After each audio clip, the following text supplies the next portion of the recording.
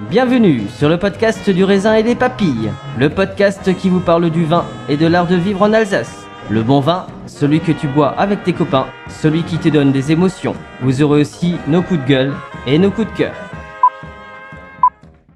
Ouh là là. On va faire le trou normand, le calvadis ou les graisses, l'estomac se creuse et il n'y a plus qu'à continuer. Ah bon? Voilà, monsieur. Oui. Mais comment on boit ça?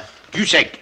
Très Moi c'est Mika Moi, c'est Adrien. et on va présenter l'épisode numéro 0 du podcast du raisin et des papilles. Au programme aujourd'hui, je vais vous présenter Adrien qui est le créateur de Jus de la Vigne. On va tester un vin Géorgie, du vin en Géorgie. Ça a même été les premiers à faire du vin dans le monde, attention. Du coup, on va remonter à la préhistoire du vin dans le monde. C'est magnifique, non? Et enfin, on vous présentera un concept de restaurant danois à Strasbourg qui s'appelle Norbro. Est-ce que tu connais Norbro? Eh ben écoute, je ne connais pas du tout. C'est la première fois que je rentre à l'intérieur et ça a l'air d'être très intéressant. Sacrilège. Je vous présenterai Johnson qui est le créateur de ce concept et vous verrez qu'il a une sacrée bonne idée.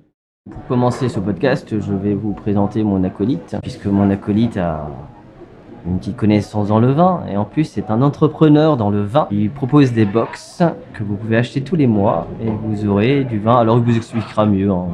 Du coup, je vous présente Adrien. Alors Adrien, tout simplement d'abord, qui es-tu? Bien, donc moi je m'appelle Adrien, donc j'ai 30 ans et effectivement j'ai lancé ma société qui s'appelle Jus de la Vigne il y a un an et demi maintenant. C'était en juillet de l'année dernière. Jus de la Vigne, qu'est-ce que c'est? Donc je pars à la rencontre de 2 vignerons tous les mois. Je vais les rencontrer dans leur domaine, je vais filmer leurs vignes, filmer leurs caves et eux ils vont m'expliquer un petit peu la démarche qu'ils ont, puisque je ne sélectionne que des vignerons qui travaillent en bio ou en biodynamie et qui font des vins nature par la suite. Donc ces vidéos sont à retrouver sur la chaîne YouTube et par la suite je propose à ceux qui sont abonnés de recevoir les bouteilles de ces vignerons directement chez eux dans des box mensuelles comme tu l'as dit. Comment tu as eu cette idée du jus de la vigne? Comment ça t'est... Je suppose que tu as peut-être commencé par acheter des box ailleurs, puisque c'est un peu la grande mode. Aujourd'hui, tu achètes des box de thé, de café, il y en a plein. D'ailleurs, à Strasbourg, il y a une box de café qui est proposée. Peut-être que je vous les présenterai un jour. Coucou Delphine. Comment tu as eu cette idée de faire jus de la vigne? Alors j'étais effectivement abonné à la première box vin en France qui était 3x20 à l'époque. Donc j'étais abonné il y a quelques années. J'avais trouvé que le concept était vraiment super intéressant de pouvoir goûter des vins qu'on n'aurait pas forcément acheté de soi-même chez un caviste. En fait, moi j'ai fait une dizaine d'années dans la restauration avant ça. Et ça a toujours été un rêve d'ouvrir un bar à vin, un bar à charcuterie et d'avoir quelque chose d'hyper convivial comme ça. Donc quand j'ai eu l'occasion, j'ai commencé à faire beaucoup de salons, à aller rencontrer pas mal de vignerons. J'ai allumé ma caméra parce que je trouvais qu'il y avait énormément de blogs sur le vin mais qu'il n'y avait pas suffisamment de chaînes YouTube et de vidéos par rapport à ça. Donc pour toucher des gens qui ne sont pas forcément hyper intéressés pour lire de longs articles, je pense que le format vidéo était assez intéressant. Et après, je me suis demandé comment faire pour essayer de gagner ma vie et de continuer à faire ça finalement encore pendant des années et des années. Donc l'idée de la box me permettait de continuer à faire des vidéos et de nouvelles rencontres tous les mois. Et c'est comme ça que m'est venue l'idée de la box Jus de la Vigne. Souvent les gens, quand ils entendent parler de vin nature, ils pensent que ce sont des vins qui sont chers, qui ne sont pas accessibles. Surtout les jeunes, quand on les entend, ah oui mais écoutez, c'est très cher.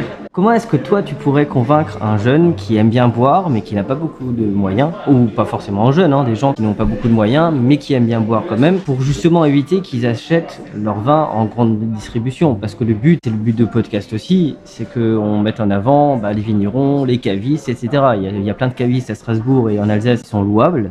Donc c'est eux que nous on veut mettre en avant, ce sont des indépendants, et je précise bien des indépendants. Qu'est-ce que tu dirais, toi, quelqu'un qui se dit, ok, je bois des vins conventionnels, mais je veux bien être un amateur de vin ou un buveur de vin éco-citoyen. Qu'est-ce que tu lui dirais? J'ai peut-être plusieurs réponses. Déjà, la première, pour moi, je pense qu'il faudrait essayer de réduire un petit peu sa consommation d'alcool, boire un petit peu moins, mais un petit peu mieux. Je pense que ce serait la première réponse. Plutôt que de prendre un cubi de 5 litres, pour le même prix, on pourrait avoir 1 ou 2 bouteilles de vin nature et ça serait quand même beaucoup plus intéressant. L'autre idée qui pourrait être intéressante à développer, c'est comme tu cibles les jeunes, si on prend le prix de 4 mojitos, par exemple, qu'on prend le samedi soir, sans goût, avec énormément de sucre dedans, pour le prix de 4 mojitos, on pourrait pareil s'acheter s'acheter 2 bouteilles de vin. Et enfin, tout simplement, goûter ces vins-là, quoi. Quand on goûte un vin naturel, on se rend quand même compte que le travail qui a été fait derrière et la personnalité du vigneron et surtout du terroir est complètement là. Et je pense que si on achète des bouteilles à moins de 5 euros, par exemple, au supermarché, on se rend bien compte qu'on n'a pas du tout la même chose. On a un vin qui est technologique. Si on enlève le prix de la bouteille et du bouchon, on se demande même comment ils arrivent à sortir des vins à ce tarif-là. Je rebondis sur ce que tu disais tout à l'heure. Tu disais que tu avais fait quelques années dans la restauration. Comment est-ce que toi, tu es tombé dans le vin? Ou comment tu as réussi à passer du vin, disons conventionnel, à du vin nature? J'ai travaillé dans des restaurants qui ne proposaient effectivement pas du tout de vin naturel. Mais je pense que en tout cas c'est ma position, quand on propose un produit à ses clients, on a quand même envie de le goûter, de comprendre comment il est fait et d'approfondir un petit peu cette connaissance. Donc je me dirigeais déjà dans la nourriture vers de plus en plus de bonne nourriture, quelque chose de peut-être un peu plus local, un peu plus bio et avoir de nourriture de plus en plus intéressante aussi. Et pour le vin, c'est tout simplement en faisant des salons de vin nature où vraiment j'ai été convaincu. Je commençais déjà à acheter un petit peu chez certains cavistes qui sont ici, donc Nosphère, Au Fil du Vin Libre, qui sont vraiment pas loin de là où nous enregistrons. Et j'ai eu l'occasion de faire un premier vin nature qui m'a mis une véritable claque, à savoir que tous les 3 vins que je dégustais, je trouvais que c'était exceptionnel. Je me suis dit, mais c'est pas possible, il y a quelque chose, et le seul dénominateur commun finalement c'était du vin d'Alsace déjà, donc ça c'est quelque chose de très positif, mais c'était aussi du vin naturel, donc c'était vraiment le dénominateur commun. Et en discutant avec les vignerons, il y avait effectivement cette cohérence aussi que je trouvais parfaitement cohérente. On nous montre toujours des cartes postales du vignoble un peu partout, alsacien, et puis finalement quand on se rend compte qu'on le modifie énormément en cave, je trouve qu'il n'y a pas trop de cohérence, quoi. Là, le vin nature, c'est de prendre la meilleure qualité de raisin possible, l'accompagner, sans le modifier, et puis finalement on a le terroir dans la bouteille. Et finalement, moi je trouve qu'on se prend énormément de très belles claques et de très jolies dégustations sur le monde du vin nature, que je ne retrouve pas malheureusement, ou très très peu dans le vin conventionnel. En même temps, boire du raisin, c'est le but de boire du vin, me semble-t-il. Du coup, tu sais qu'avec le podcast, le but c'est aussi de goûter forcément des choses qui ne sont pas forcément nature. Qu'est-ce que tu dirais, toi, quelqu'un qui est encore un peu réticent? Finalement, c'est comme un peu les gens qui ont du mal à passer du Nutella à autre chose, de plus sain, mais parce que ça n'a pas le même goût. Qu'est-ce que tu dirais à quelqu'un, en fait, pour le convaincre de passer du vin conventionnel à du vin nature? Qu'est-ce que tu as envie de lui dire? Mais j'aurais envie de lui ouvrir une bouteille et de lui faire déguster à l'aveugle, parce qu'effectivement souvent on a un a priori sur le vin nature qui serait peut-être déviant. Même sur les vins bio encore, on entend des gens dire non, le vin bio c'est pas bon, comme si le fait de mettre des produits de synthèse dans les vignes ça allait améliorer le goût du vin. C'est quand même assez particulier. Tout simplement je lui ouvrirai une bouteille à l'aveugle et je lui ferai goûter. J'ai eu l'expérience avec Jus de la Vigne de beaucoup de personnes qui ont fait goûter à leur entourage par exemple des vins rosés, du Beaujolais, des vins pétillants à des personnes qui n'aimaient pas ce type de vin et qui ont été totalement convaincues de se dire mince, mais le crément ou le vin effervescent, c'est pas ce que je connais, quoi. Le rosé, c'est pas juste la piquette de supermarché, il y a de l'excellent rosé qui se fait aussi. Et le vin nature, ça permet d'aller chercher des vignerons qui font de l'excellent travail dans toutes les régions de France et dans toutes les méthodes de vinification possibles. Il y a quelque chose avec l'expérience, parce qu'on a un peu d'expérience dans le vin et on rencontre beaucoup de gens. C'est la réticence qu'a l'Alsacien avec ses vins d'Alsace, parce que souvent, il te dit oui, il y a du soufre, oui, j'ai mal à la tête, oui, c'est pas bon. Est-ce que tu penses qu'on arriverait à, c'est un défi que j'ai envie de te lancer, de dire aux gens, arrêtez d'acheter vos vins d'Alsace.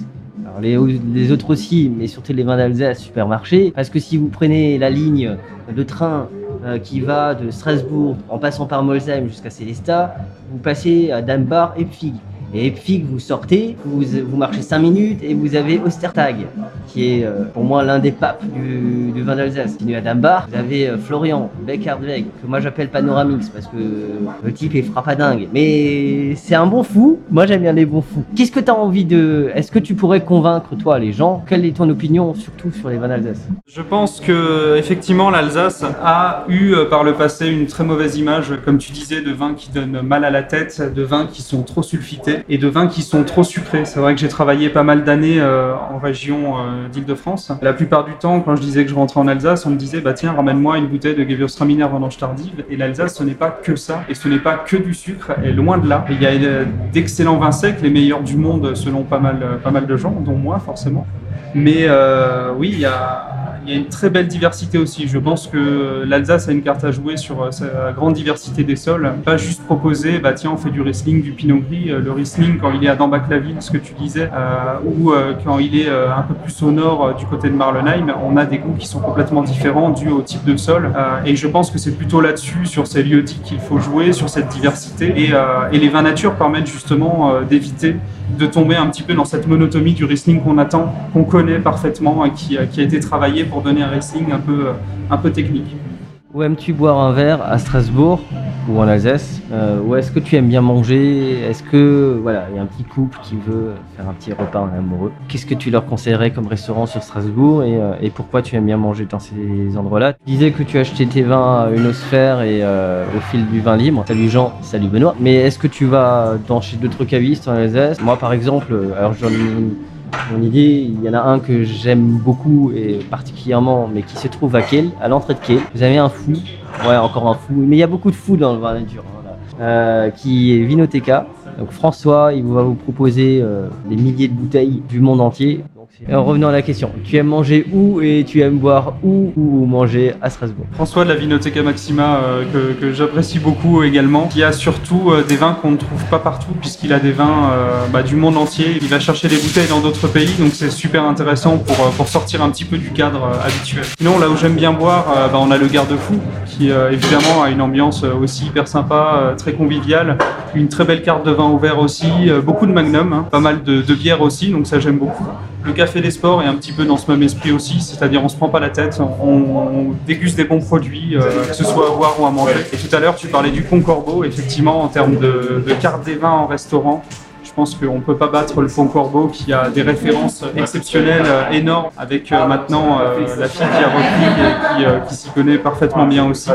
Et surtout des coefficients qui sont très très faibles pour la restauration, quoi. On peut vraiment se faire plaisir pour des coûts complètement raisonnables et avec des bouteilles qui sont impossibles à trouver chez d'autres cavistes. Donc c'est vraiment super, c'est vraiment un super bon plan.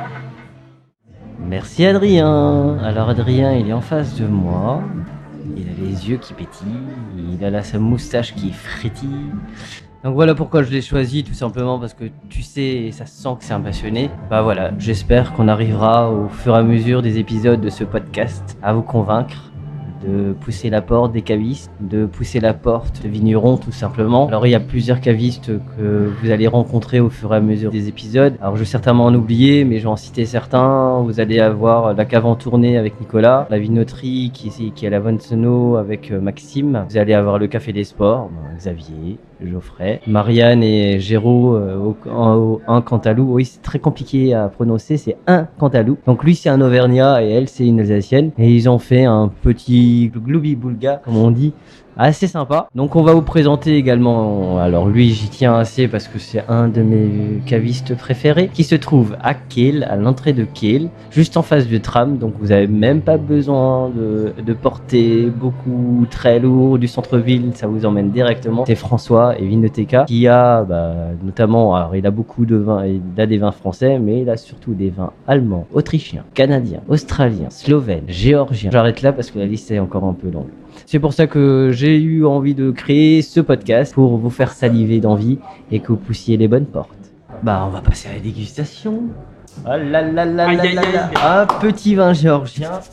Alors ça c'est génial parce que je n'ai jamais bu de vin de Géorgie. On parle bien de Géorgie côté de la Russie. Bien sûr, juste en dessous du Caucase, oui, tout à fait. Non, c'est pas les États-Unis, non, parce que certains vont penser qu'on allait jusqu'aux États-Unis. Non, on est bien à Strasbourg, mais il y en a certains qui font des voyages d'études dans le vin. En Géorgie en ce moment, c'est un peu la destination favorite des amateurs de vin. C'est vrai qu'il y a beaucoup de personnes qui s'y rendent, mais ce serait sans doute le premier pays à avoir fait du vin. Donc il y a quand même quelque chose d'intéressant, une vraie tradition et une façon de faire qui est complètement différente. Donc oui, je pense que le pèlerinage est totalement justifié. Mon petit doigt me dit que tu as été voir ce vigneron. Et vu comme tu regardes la bouteille amoureusement, là c'est Betty Boop, vous voyez pas les yeux, moi je l'ai vu sortir, c'était quelque chose. Comme tu regardes ce vin amoureusement, tu vas nous parler du vigneron, de cette rencontre, je crois qu'elle t'a un petit peu marqué, ou même beaucoup. Et ce voyage a l'air de t'avoir marqué. Effectivement, ce voyage m'a beaucoup marqué. C'est vraiment un pays qu'on connaît pas bien, la Géorgie, que personne ne connaît, mais qui a une énorme tradition,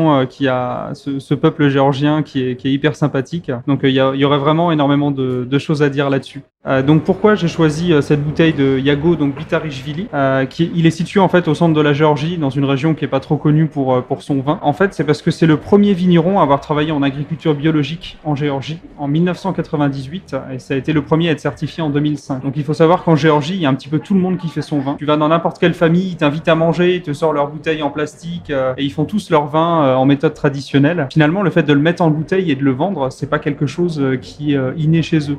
Ils ont eu une grande période où ils étaient sous influence soviétique, voire complètement dans l'URSS en fait, où il y avait uniquement des grosses machines de guerre qui ont tout arraché, tout ce qui était en coteaux, qui ont mis des vignes partout en plaine, qui voulaient du rendement, donc qui ont fait des choses qui n'étaient pas terribles. Là, enfin, donc on a Yago Bitarishvili qui a été un des premiers à avoir embouteillé et à mettre en vente ses bouteilles et qui a créé une génération de jeunes vignerons que maintenant on peut avoir, qui n'existaient pas du tout il y a 10 ans et qui ont repris leur vigne familiale et qui font des vins qui sont totalement magnifiques, quoi. Et il faut les goûter. Alors moi j'ai eu l'occasion de goûter quelques vins slovènes. Ce qui m'a surpris dans l'expérience, c'est déjà bon de savoir que là-bas ils font du vin. Alors Croatie c'est déjà un peu plus connu, mais la précision, qualité des arômes au niveau du nez, en bouche, c'était d'une précision incomparable. Et ça m'a surpris justement que ça soit aussi bon. Et que au final, on parle souvent de la France, encore heureux qu'on parle de la France, de l'Italie, du Portugal, mais je crois qu'en termes de vin biodynamie et nature, il ne faudrait pas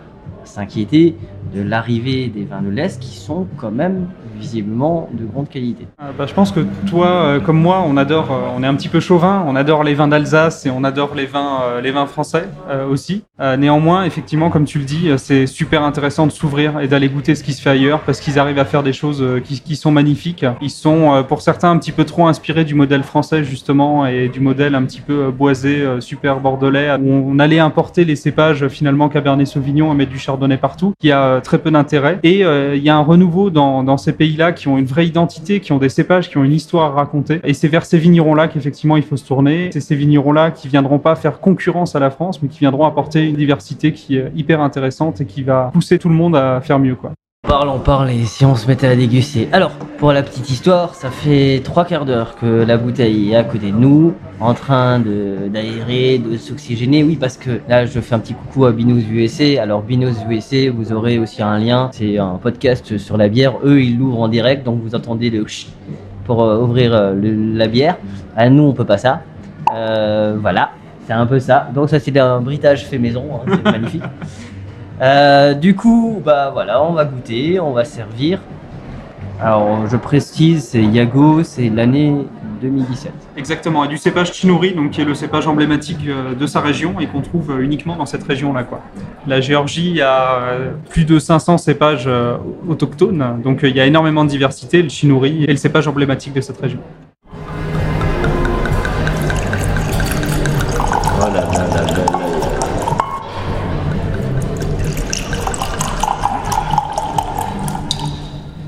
La robe est magnifique. C'est un peu, alors forcément c'est bien jaune, un peu citronné au niveau du jaune, un peu trouble. On en reparlera effectivement sur la technique de vinification, mais moi je trouve qu'il est plutôt limpide. Après, pour être tout à fait honnête, le visuel, moi dans le vin, c'est pas ce qui me passionne le plus. On va dire que le vin, s'il est trouble, s'il y a une couleur qui est particulière, c'est pas grave. C'est vraiment au niveau du goût que ça va se jouer et je m'attarde pas trop sur la couleur. Tu confirmes bien qu'un vin un petit peu trouble n'est pas un défaut de qualité. Sans aller jusqu'au fait de rechercher du trouble dans le vin, parce qu'il paraît que ça se fait aussi, on peut rajouter des choses dedans pour le rendre plus trouble, donc c'est n'importe quoi. Mais effectivement, non, il faut pas se formaliser à ça. Et le fait de filtrer un vin, finalement, ça peut lui faire plus de mal que de bien. Donc ne pas se formaliser à ça et mettre plutôt le nez dedans que de le regarder pendant 3 heures.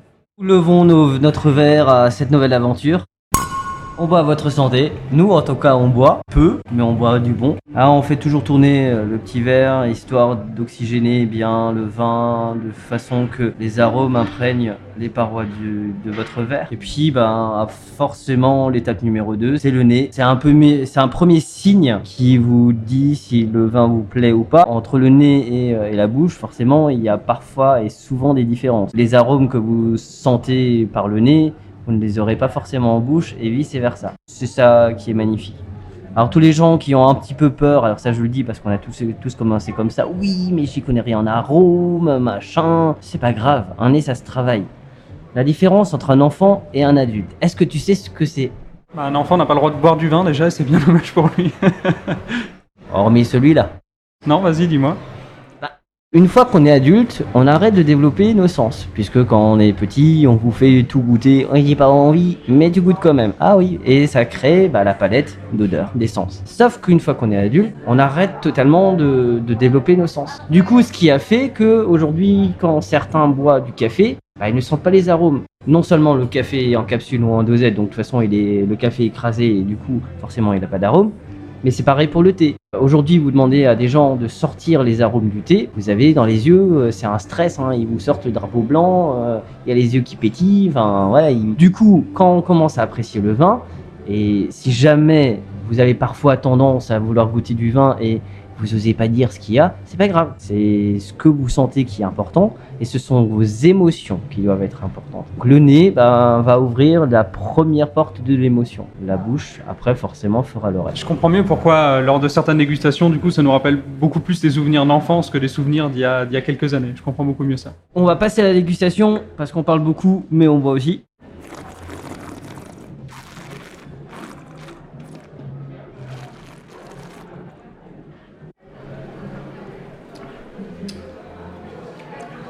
Je trouve toujours ce vin complètement magnifique. Pour être tout à fait honnête, ça fait quelques semaines que je ne l'ai pas goûté, donc c'est un véritable plaisir que de l'ouvrir aujourd'hui. Et c'est juste incroyable toujours. Je vous raconterai après comment ce vin est fait. Et quand on le goûte vraiment, on ne s'imagine pas que c'est ça, quoi. On a vraiment une très très belle fraîcheur. Moi, c'est ce qui me frappe le plus par rapport à la méthode de vinification. On est sur un vin de macération, donc, mais c'est super frais, c'est magnifique, ça se boit tout seul. Mais il y a quand même une grosse complexité, ça enrobe vraiment tout le palais. C'est vraiment super intéressant, quoi. C'est pas des vins qu'on a l'habitude de déguster. Alors moi, ce qui me surprend, c'est que quand vous l'avez en bouche, déjà il reste longtemps en bouche. Ça, c'est pour moi un point fort, ce qu'on appelle la caudalie en version sommelier. Mais surtout, moi, ce qui me surprend, c'est qu'on a l'impression qu'il est très alcooleux en bouche, alors qu'il ne fait que 13%, donc c'est pas non plus très très puissant. Ce qui est magnifique quand vous goûtez un vin, c'est que quand vous aimez bien manger, tout de suite, moi qui adore le fromage, là, je vous vois mon petit fromage de brebis, ça remplace. Alors on n'est pas sur un pinot gris, c'est pas du tout les mêmes cépages, mais je trouve que ça a un peu cette hauteur-là, avec des fromages frais de brebis, de chèvre, ça n'écrase pas du tout le fromage. Je crois même que ça le mettrait en avant et les deux accords seraient exceptionnels et parfaits. Je trouve qu'il est... alors, au niveau des arômes, il y a un petit côté citronné qui ressort bien, mais c'est surtout la fraîcheur. J'ai l'impression qu'il y a aussi des petites fleurs blanches en fin de bouche qui est magnifique. Pas trop épicé pour moi. Moi, je trouve qu'il est vraiment bien. Alors, c'est vraiment, on est sur un vin blanc, d'accord. Il est frais. Cette fraîcheur vous donne, en fait, on a envie de tomber amoureux, quoi. Ça, tu bois ça avec ta copine ou ton copain en tête à tête, ça va la rendre amoureuse ou amoureux. Ça, c'est parce que j'ai rencontré le vin. On ne promettra rien sur ce filtre d'amour, néanmoins je te suis totalement. Moi sur le nez j'ai plus un côté fruit confit, j'ai presque une impression de sucre sur le nez qu'on retrouve pas du tout en bouche par la suite. Après ce qui est amusant sur le fromage, effectivement ça marche super bien. Et quand on est allé voir le vigneron, ils ont un plat traditionnel en Géorgie qui s'appelle le khachapuri, qui est du pain avec du fromage de brebis justement à l'intérieur, des petites groseilles à côté, du fromage de brebis, ça passait vraiment super bien, quoi. Donc effectivement ça irait super bien avec ça. Du coup, ce vigneron, l'a rencontré, parce que comme vous savez, vous l'avez entendu dans l'interview tout à l'heure, c'est Adrien, il se promène avec sa petite caméra et il est rentré dans la mode des influenceurs sur YouTube. Et il n'est pas encore totalement en place sur Instagram, mais ça ne serait tardé. En tout cas, je vous rassure, il ne se mettra jamais nu sur Instagram. On parlait d'émotion tout à l'heure, parce que moi, ça c'est le genre de bouteille, tu le mets devant avec tes potes, tu passes un bon moment, t'as les étoiles qui brillent. Est-ce que quand t'as rencontré le vigneron, est-ce que tu peux un peu le présenter, ce vigneron ?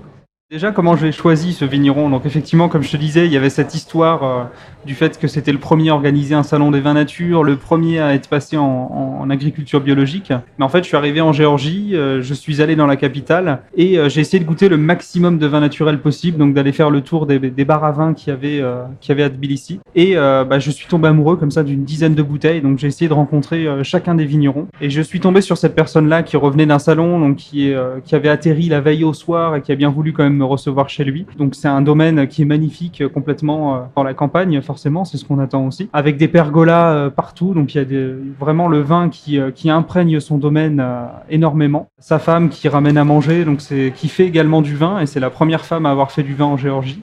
Donc pour te le présenter un petit peu, lui, je pense qu'il a entre 45 et 55 ans, donc il est quand même assez âgé. Comme je te le disais, il y avait l'épisode soviétique qui a fait que c'était finalement assez compliqué de se lancer en entreprise. Parce que pour toi, 45 ans, c'est âgé. Ça sera dans 5 ans pour toi, donc ça va, t'as encore le temps de le voir venir. Bon, il a perdu un peu de cheveux, je crois que toi, niveau capillaire, tu es un peu plus développé. Ça va, je m'en sors. Après, effectivement, vous pouvez le rencontrer en vidéo sur la chaîne YouTube, comme vous l'a dit Mickaël. Mais lui, il a un tout petit domaine, donc il est resté à 3 hectares et demi. Il est en train de passer la main à ses fils actuellement, mais ce qu'il veut surtout, c'est de ne pas grossir son domaine. Il a envie de rester sur cette petite production-là. Il est aux alentours de 5000 bouteilles par an, donc c'est vraiment quelque chose de très léger. Donc ça marche super bien pour lui. Maintenant qu'on a un peu une idée du jeune vieux de 45-55 ans, ce qui serait bien, c'est que tu nous racontes comment est-ce qu'il fait ce vin. Parce que je crois qu'en Géorgie, ils aiment beaucoup les amphores et vinifier leur vin aux amphores. Est-ce que celui-là, il en fait partie ? Eh bien évidemment, c'est vrai que j'en ai pas parlé, mais Iago, ce qui est très important pour lui, c'est de maintenir cette tradition et cette méthode traditionnelle du vin géorgien qui en font depuis 8000 ans, comme je te le disais. Et donc ils font majoritairement leur vin dans des amphores en terre cuite, qu'on appelle gvevri. Donc ils sont faites de façon artisanale aussi. Je suis allé rencontrer d'ailleurs un des artisans qui fait ça complètement tout à la main, et c'est assez impressionnant à voir, parce que tu as des gvevri qui sont quand même énormes. Donc pour te parler un petit peu plus de ce vin qui est fait en méthode traditionnelle, donc ils récoltent tous les raisins, ils le laissent en entier et ils te le mettent dans ces grandes amphores là. Donc c'est des amphores énormes. À titre d'information, pour les nettoyer, ils sont obligés de rentrer à l'intérieur et de frotter pendant plusieurs jours pour essayer de nettoyer ces amphores là. Donc c'est ce qui est vraiment de plus compliqué. En quelques mots, donc pour la vinification, donc ils mettent les raisins en grappe entière dans cette grande amphore. La fermentation alcoolique commence à se faire. Du coup, il y a un dégagement de dioxyde de carbone qui fait remonter toutes les peaux en surface. Et pour que la fermentation se passe bien, Iago est obligé de pousser ses peaux à l'intérieur avec une énorme tige. Donc c'est la photo que vous voyez sur la bouteille. C'est cette petite image-là, c'est cette tige. Donc il est obligé de remuer tout ça plusieurs fois par jour. Et la fermentation va durer plusieurs mois. Ensuite, les peaux vont tomber au sol. Donc ils vont prendre le jus qui est au-dessus et laisser tout ce qui est à enlever au sol. C'est pour ça qu'on a un vin un petit peu qui est presque limpide. Toi, tu disais qu'il était trouble, mais au final, on a un voile qui est quand même très léger. On a quelque chose de super limpide. Donc ce jus, ils vont le mettre dans des gvevri qui sont plus petites et les élever pendant de nombreux mois, quoi. Donc il y a une macération vraiment qui dure entre 5 et 6 mois avec les peaux. Et c'est ça qui est super étonnant, où je te disais, il y a une fraîcheur qui est incroyable parce qu'on a une macération de 5 à 6 mois. En France, on a du mal à faire des macérations de plus de 15 jours parce qu'on a l'impression que ça va tout de suite prendre le dessus et tout. Et là, on a 6 mois et on a quand même quelque chose qui est super frais, quoi. Donc, c'est ça qui est intéressant. En tout cas, moi je pense que c'est bien qu'on goûte un petit peu des vins d'ailleurs. Ça ouvre nos horizons. Après, nous on le fait, mais nous on vous incite vraiment à fouiller.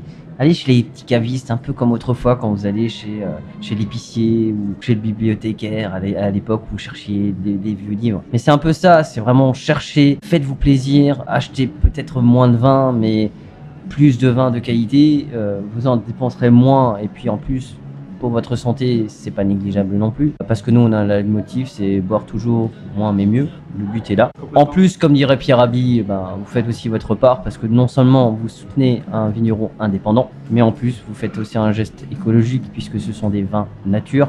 Donc il y a quand même s'ils font du vin et que le vin reste de l'alcool, et on le précisera régulièrement, le but c'était aussi qu'à un moment donné, vous puissiez voir des gens qui font un travail de qualité, un travail qui respecte leur terre, leur sol et la nature. Du coup, un bienfait pour le réchauffement climatique, etc. Enfin, on en entend pas mal parler ces derniers temps, entre le Brésil, etc. Mais ça nous permet d'être... nous, on aime boire de bonnes choses, mais boire en étant responsable, je crois que c'est encore mieux. Je pense que c'était pour ça aussi que c'était intéressant de me déplacer, d'aller rencontrer finalement ces vignerons, parce qu'on se rend compte que c'est des humains, que c'est des gens qui sont passionnés par le métier qu'ils font, et ils le font vraiment avec cœur. Il m'en a parlé beaucoup de ça, que c'est un choix de vie finalement. En 98, passer en agriculture biologique, c'était pas forcément quelque chose qui était évident, et il l'a fait parce que c'était ses convictions personnelles, parce qu'il se voyait pas boire autre chose, il se voyait pas travailler autrement. Et le fait de rencontrer les vignerons, on voit là qu'il y a une vraie différence. Tout à l'heure, tu me parlais de comment convaincre quelqu'un de mettre peut-être un peu plus et de ne pas aller dans les vins de supermarché, c'est simple, allez rencontrer celui qui fait votre vin de supermarché, allez rencontrer celui qui fait ces beaux vins nature, et vous verrez que la logique est complètement différente. Souvent, ces bouteilles sont peut-être un peu plus chères, mais les vignerons, ils gagnent pas forcément beaucoup plus d'argent. Ils le font parce qu'ils le font avec passion et que c'est les vins qu'ils ont envie de boire, proposer aux autres, et c'est ça qui est beau, quoi. Bon, nous on continue à déguster. Du coup, on enregistre cet épisode qu'on appelle l'épisode 0. Oui, on a fait comme les Américains quand ils veulent valider une série. On a mis épisode 0 parce que en général aux États-Unis, pour valider une série et la chaîne, ils font un pilote. Donc c'est un peu notre pilote. Donc peut-être qu'à la fin de l'écoute, vous aurez envie de nous envoyer des tomates, etc. J'espère que vous serez indulgents. Mais en tout cas, moi je suis assez fier de l'épisode parce que j'ai envie de vous présenter. Alors ceux qui me suivent sur les réseaux sociaux savent que je passe ma deuxième maison se trouve dans la rue d'Austerlitz, un restaurant, c'est un concept danois. C'est Johnson qui a créé Norbro. Alors, il va me corriger si je prononce mal. Johnson, que j'ai rencontré il y a maintenant 4 ans. J'ai suivi son projet. Je l'ai saoulé à maintes reprises. Quand est-ce que tu ouvres? Parce qu'à un moment donné, j'ai un peu baissé les bras. J'ai dit, bon, ça viendra peut-être pas. Et puis si, il l'a fait. Il a eu ce courage d'être indépendant, d'avoir son concept à lui. Qui n'est pas une franchise, j'aime bien le préciser parce que c'est important. Et du coup, j'avais envie de vous le présenter. Bonjour Johnson. Bonjour à tous. La première question que j'ai envie de te poser, alors comment t'es venue cette idée de Norbro? Alors c'est venu la première fois quand j'ai vécu, j'ai passé un week-end plutôt à Copenhague. Donc ça c'était en 2010. J'avais en fait passé quelques jours là-bas et en fait je suis tombé raide dingue en fait de la ville, du mode de vie, parce que je voyais vraiment des gens souriants en face de moi. Je dirais que les gens en fait qui vivent sur place là-bas dégageaient une énergie extrêmement positive et je l'avais capté. Ça m'avait tellement intrigué que je me suis dit ça m'avait vraiment donné envie de vivre là-bas au jour le jour comme n'importe quelle personne qui vit là-bas et de vivre en fait mon expérience tout simplement. Donc en fait je suis retourné là-bas, c'était en août 2013, donc après mes études. J'ai trouvé un travail assez rapidement et j'ai commencé en fait à vivre au jour le jour comme n'importe quel Danois ou n'importe quel effectivement ressortissant à l'étranger vivant là-bas. Et j'ai vécu dans le quartier de Norbro. Alors Norbro c'est quoi? C'est un peu comme la Krutno ici à Strasbourg. C'est le quartier un peu en vogue, un peu à la mode, où il y a plein de petits cafés, il y a plein de petits concepts qui poussent, qui pullulent dans le quartier. C'est une ville dans la ville parce qu'il n'est même pas nécessaire d'aller dans d'autres quartiers de Copenhague. Alors c'est très cosmo effectivement, donc on peut trouver vraiment une multitude de concepts culinaires ou de café ou faire de la musique ou entendre de la musique. Donc j'ai vraiment passé 2 belles années là-bas. Et vraiment, ça m'a... Alors, je parle encore aujourd'hui avec un peu de nostalgie, mais aujourd'hui, effectivement, je suis très content d'avoir vécu cette expérience là-bas. Et c'est cette expérience-là qui m'a vraiment donné envie de prendre une partie de Copenhague ou de la gastronomie danoise et en fait de la conceptualiser en restauration rapide à Strasbourg. Comment est-ce que tu décrirais ton restaurant déjà, première des choses, parce que c'est un concept assez original puisque c'est toi qui l'as créé, que c'est pas une chaîne, que c'est pas comme les sushis, les burgers et les kebabs qui ont pignon sur rue. Décris-nous ton restaurant, c'est quoi en fait ton restaurant? On y mange quoi d'ailleurs? Alors c'est bien que tu le dises parce que ce n'est pas un restaurant. Voilà, déjà pour commencer. On est vraiment dans un concept où tu peux faire à peu près tout ce que tu veux ici. Prendre un café ou un chocolat chaud ou un thé ou avec une pâtisserie scandinave, mais aussi prendre effectivement un véritable déjeuner à la danoise ou à la suédoise ou à la norvégienne. Donc on est vraiment dans quelque chose qui est extrêmement différent de ce que peut trouver effectivement à Strasbourg parce qu'il n'y a pas de comparatif possible. Je suis quasi seul au monde en tout cas à Strasbourg. Et l'endroit en fait auquel vous vous trouvez actuellement, j'ai essayé de retranscrire ou de pas de copier-coller parce que c'est très difficile de faire un copier-coller par rapport à ce qui se passe à Copenhague, mais de retrouver certains codes dans ma boutique. Donc j'appellerais pas ça un resto, un café, un snack, mais j'appellerais vraiment ça un concept food. Si vous avez vraiment envie de manger n'importe quelle heure de la journée, c'est tout à fait possible ici. Vous allez prendre effectivement envie d'une sucrerie, c'est tout à fait possible ici. La seule différence, effectivement, c'est que vous allez retrouver des spécialités ou des produits phares scandinaves dans ma boutique. Alors, tu as dit quelque chose qui m'a interpellé. Tu as parlé de café, mais pas n'importe quel. Moi, je crois savoir que dans le travail que tu as fait pour lancer ton concept, tu as aussi, toi, fait ta part dans le local, dans l'environnement, t'as vraiment essayé de faire travailler des gens dans la région. Est-ce que tu peux nous parler déjà, surtout, on mange quoi? Parce que c'est quoi un Smart Bro que nous on sait, on a le visuel, et surtout avec qui tu travailles, parce que je crois que ça c'est important que tu le soulignes, parce que tu as vraiment fait un effort que beaucoup pourraient faire à Strasbourg qui ne font pas, et contrairement à eux, il n'y a pas de surgelé, je crois bien. Je dis juste, j'ai voulu en fait prôner quelque chose qui m'a été, qui était très important aussi à Copenhague, c'est jouer la proximité. Donc je travaille avec des artisans, des fournisseurs locaux. Pour donner l'exemple du café, je travaille avec une torréfactrice qui torréfie son café vraiment au sud de Strasbourg et qui chaque mois on change effectivement d'origine de café. Donc on travaille vraiment avec un café d'origine et pas effectivement un café d'industriel. Qui peut être fade en termes de goût. Moi, j'ai pris le pari effectivement de travailler avec des artisans qui ont l'amour de leur métier, parce que c'est aujourd'hui très dur effectivement d'être indépendant. Tu en parlais justement en première partie de ton podcast avec effectivement un passionné du vin qui effectivement privilégie d'avoir effectivement des produits de qualité, et j'ai voulu privilégier des artisans qui veulent proposer aux clients finaux des produits de qualité. Donc c'est le cas avec mes tartines qu'on appelle des smørrebrød en danois. Ces tartines, il s'agit en fait d'un pain de seigle qui est réalisé par un boulanger, encore une fois, qui est basé à Strasbourg. On est sur effectivement différents condiments. On peut aller sur du simple végétarien, mais aussi avec de la viande rouge, mais aussi avec du poisson. Là encore une fois, je travaille avec une bouchère qui est basée aussi à Strasbourg, avec un poissonnier qui est basé également aussi à Strasbourg. Bien sûr, le poisson, lui, ça va être difficile de le faire à Strasbourg, mais ce sont effectivement des passionnés. Je travaille vraiment exclusivement avec des passionnés. Donc ils savent de quoi ils parlent, ils m'aident effectivement dans les choix des différents ingrédients que j'utilise dans mes tartines de tous les jours, et ça se retranscrit de manière très naturelle dans mes tartines.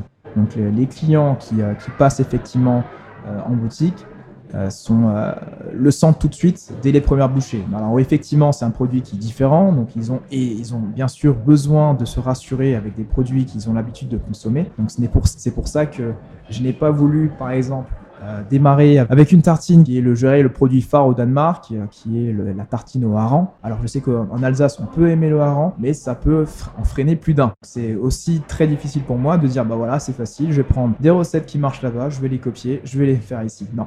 L'intérêt, c'était aussi de prendre en compte le besoin des Français. Et c'est pour cela qu'il fallait que je travaille bien en amont avec des recettes qui peuvent plaire, pour sûr, effectivement, qui sont en phase avec le besoin effectivement des Strasbourgeois. Tu le disais juste avant, tu as vu l'évolution du projet, donc j'ai fait pas mal de tests produits, mais il fallait effectivement que ce soit effectivement tip top pour mes clients, tout simplement. On parlait tout à l'heure d'art de vivre. C'est quoi pour toi l'art de vivre à Strasbourg? Alors il s'agit d'une question piège. Alors l'art de vivre à la strasbourgeoise, il est très simple. C'est le moment de partage en fin de semaine, principalement, ou en fin de journée. Alors autour d'un verre, autour effectivement de quelques encas traditionnels. On est quand même dans une région qui est fortement ancrée et qui est forcément attachée effectivement à ces traditions. Donc c'était effectivement aussi un challenge pour moi aussi de proposer quelque chose de bien différent qui casse les codes et qui appète effectivement visuellement, parce qu'effectivement on parle de tartines, mais ces tartines-là sont d'abord visuellement esthétique. Et il fallait effectivement donner envie aux Strasbourgeois de sortir de leur sentier battu et d'essayer de nouvelles choses. Et donc c'est pour cela que j'ai pris le pari d'ouvrir à Strasbourg ce concept-là. En tant qu'entrepreneur à Strasbourg, indépendant, je précise, pour moi c'est très important ce mot parce qu'il n'appartient à personne qu'à lui-même et je trouve ça magnifique. C'est quoi ta plus grande difficulté? Alors la principale difficulté que j'ai rencontrée, c'est effectivement le retour de professionnels dans le métier, je dirais. Enfin, on le catégorise assez facilement dans une case. Tu dis on n'est pas dans un produit, je dirais, standard. Donc du coup, il y aura forcément des difficultés. Mais cela, en fait, peut entacher ou peut nuire effectivement à la motivation de beaucoup d'entrepreneurs. Alors moi, je peux en parler vraiment pendant des heures. J'ai rencontré beaucoup de porteurs de projets qui ont des idées qui sont géniales, mais certaines, il y en a très peu qui vont voir le jour. parce qu'effectivement, trop de freins, alors soit administratifs, soit financiers, soit liés à la ville, parce qu'aussi on est confronté à une réalité qui est telle que des fois, certains porteurs de projets peuvent abandonner, pas parce qu'ils n'ont pas envie, parce qu'ils rencontrent beaucoup trop de difficultés, trop de contraintes qui peuvent nuire à leur projet.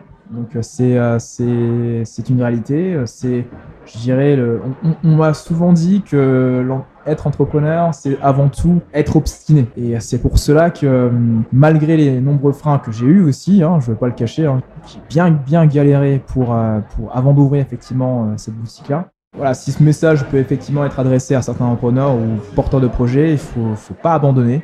Il y a toujours une solution. Ça peut être, c'est un chemin du combattant, mais tout est possible. Il faudra vraiment ruser pour arriver à ses fins. Et du coup, est-ce que tu as d'autres challenges, d'autres rêves, d'autres projets, d'autres envies? Ah, bien évidemment. Je veux dire, la vie, c'est que ça. Si une personne me dit qu'il n'a pas de projet dans la vie, c'est un petit peu dommage pour lui. Je pense que chacun d'entre nous a des rêves, de voyager, envie d'ouvrir ses horizons, de découvrir de nouvelles choses. Pas forcément à travers des voyages, mais aussi à travers le travail, à travers effectivement la famille, à travers les amis.